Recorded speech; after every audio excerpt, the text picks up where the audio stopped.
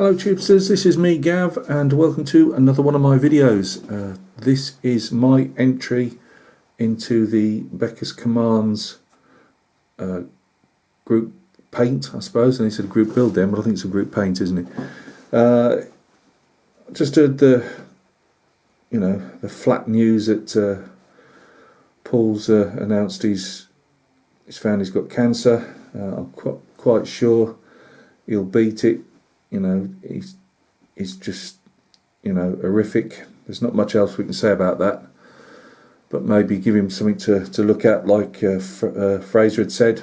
Put these vids up, and he's got something to watch as he's recovering from his op. So I had a real good think. I know that's hard for me, but I had a real good think of what I'd actually got. And to say I'm a commercial figure painter, I actually don't have a lot of figures apart from clients' figures in the the stash, if you want to say.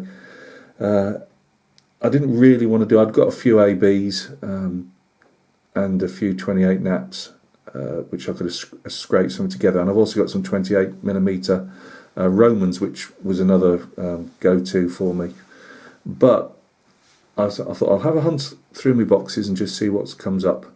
And lo and behold, for an Australian, what could be better than Australians? So these are 28mm assault group figures for a project I never got off the ground really, and they're Australians in Vietnam. It's a subject I like to read up on, and New Zealanders as well, but obviously in this case it's Paul, so we're talking Australians. This is the base I'm going to use. One of these are Renedra plastic bases I dug out at the same time. These are the figures. They're going to be like an all-round defence. Yeah, I know it's a bit Commando comic-ish, but it's trying to make them all, obviously get on the base really. And I didn't just want one or two figures. They're going to represent one RAR, so that's one Royal Australian Regiment at Nui Dat, 1968. Phuoc Tuy province, South Vietnam. And if we just go through them all, let's have a look at my commander first. So he is the commander. We will be when I've finished.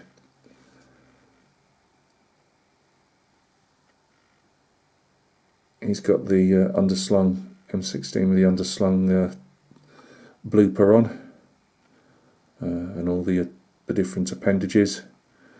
He's got the steel framed or aluminium framed, I don't know if it's still, probably aluminium rather than steel, frame for his Bergen or his pack at the back.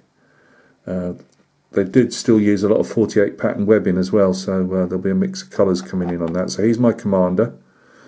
This guy with the F1, which was the submachine gun after the Owen gun, but same principle with the top loading mag, so you get a better feed from it, and when you're in the prone position, obviously it's not sticking you up so much.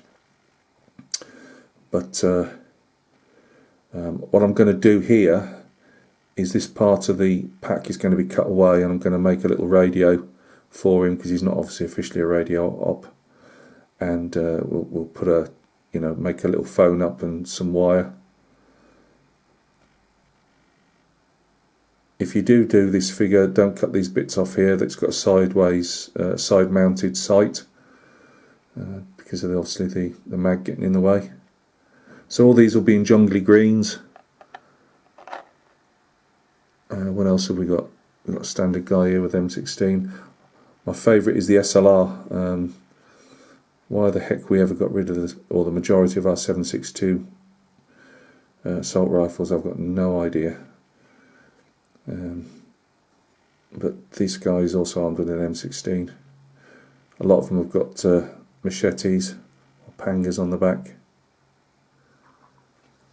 He's going to be probably the runner. And we've got our M60, the old pig.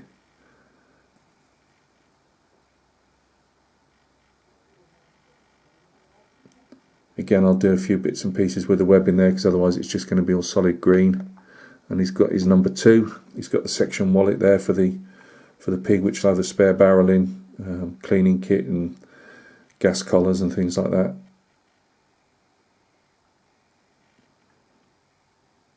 And so the faces aren't a particularly, you know, it's one of these things. When I got them, the faces always sell figures for me, and these weren't, you know, compared to some of the Vietnam figures out now, weren't the best, in my opinion. But M16, it'll be with a wooden stock. I'm toying with the idea of taking these barrels off and putting some brass rod in, because they're short and they've got a flash. They haven't got the flash suppressor at the end, and it will be the same maybe with these M16s, because again they're a bit on the short side, so I might do that.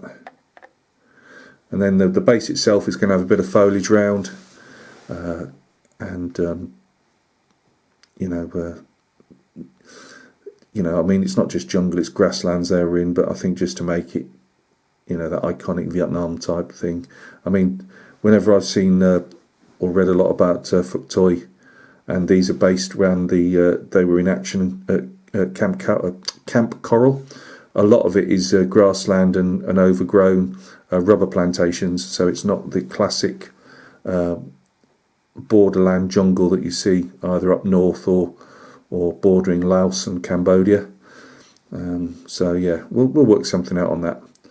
So I'll put up several of these. I'm probably not going to get it started for a week or two yet, but I just wanted to show what I was doing, and I'll probably show the figures if I do any conversions on them, what I've got to do, and then obviously in paint and things like that, and then the overall reveal with the base. So I hope that gives Paul something to look at when he is feeling like he's going to look at something, and it's well, you can't say anything really, can you? Just all the best, Mara, and I hope these videos prove a distraction for you. So I'll see you soon on another video, guys. Cheers.